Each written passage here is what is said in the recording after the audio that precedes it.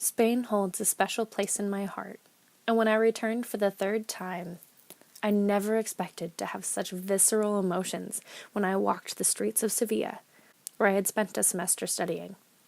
The combination of familiarity and a control of the Spanish language made my return something that I'll never forget. I began learning Spanish when I arrived at college. I'd had little exposure before then. As a junior, I chose a semester program. It was life-changing in all the best ways, and after a semester of dinners with my host family, evening rehearsals with the university choir, and weekend trips around the country with friends, I came back to school and back to the United States, feeling incredibly confident in myself and my command of Spanish. When I enrolled for a January course during my senior year that would take me to Morocco, and most importantly back to Spain, I began to question myself. Would I be able to communicate with the locals? Would I be able to see my host family? Would things be as I remembered? We touched down in Casablanca, Morocco, for our 9-day whirlwind tour of the country. I was both in and out of my element. Islamic tile, warm weather, and foreign languages surrounded me, but it wasn't the foreign languages that I knew. I couldn't understand a lick of the French or Arabic that was part of Moroccan everyday life. In general, there was little culture shock for me, whereas my classmates were looking around in wonder.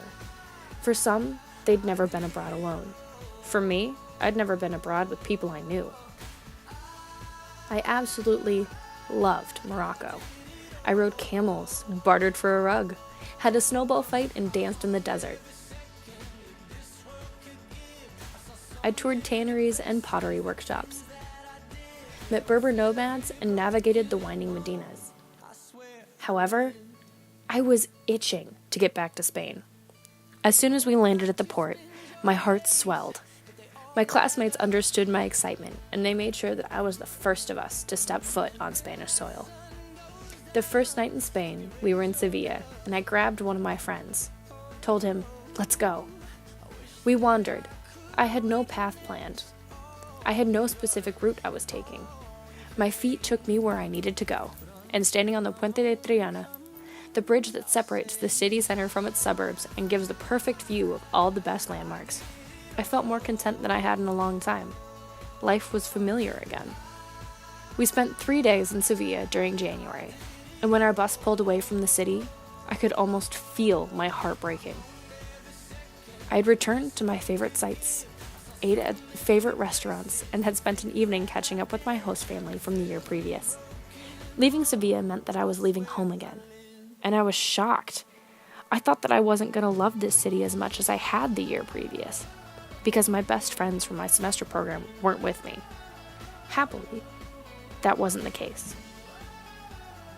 I'd left this home once, and I know that it will always feel like home to me now.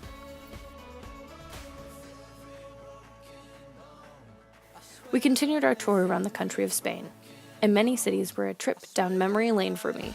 In each place, I was excited to speak with the locals, to listen to their dialects, and to become once more comfortable speaking my second language. By the time we arrived in Madrid, speaking Spanish was second nature once more. That too made me feel like I'd come home. I discovered on this trip that I feel most at home surrounded by bright Islamic-inspired tile, the relaxed lifestyle of Spaniards, and when I'm speaking Spanish without a care in the world. It shifted my perception of my semester program and why I always remember it with fondness. I understand a new part of myself on each trip back to Spain, and I know now that I'll always call this wonderful country my second home.